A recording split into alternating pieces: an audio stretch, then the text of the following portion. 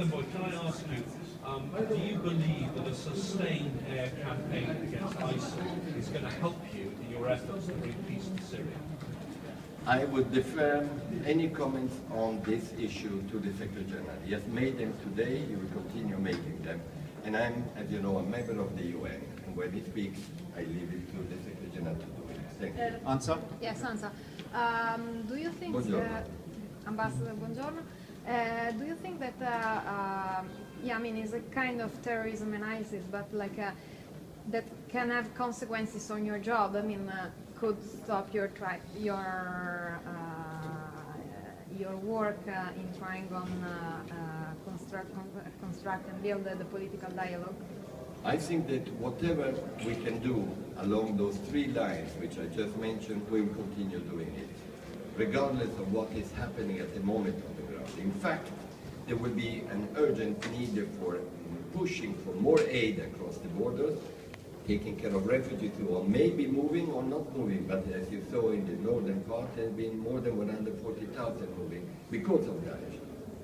And at the same time using this as an argument to say political process. Serene?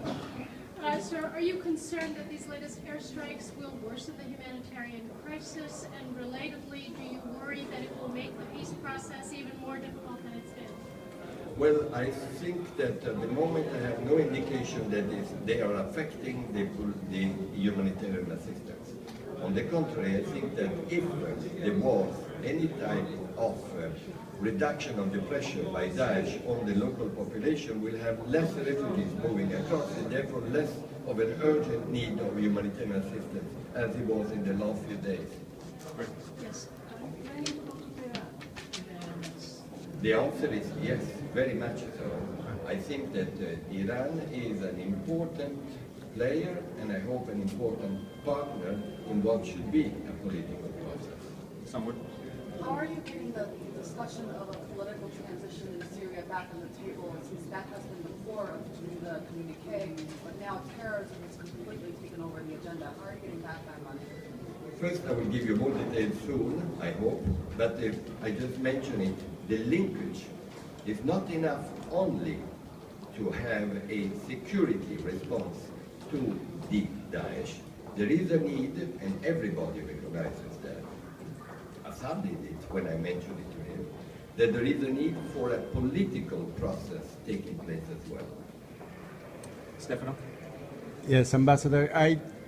Yesterday we had here the United Nations press conference with the Syrian opposition.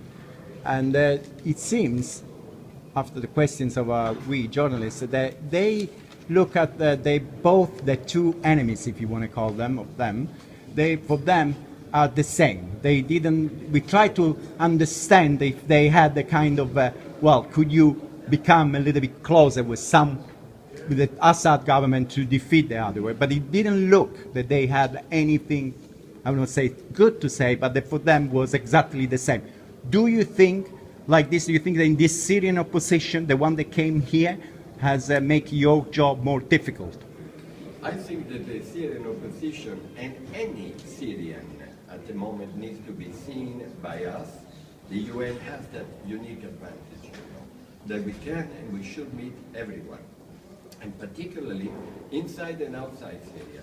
So I have no problem at all, and I feel very confident that I will be able to meet and hear them and see how they can play a role in this political process, which needs to be inclusive.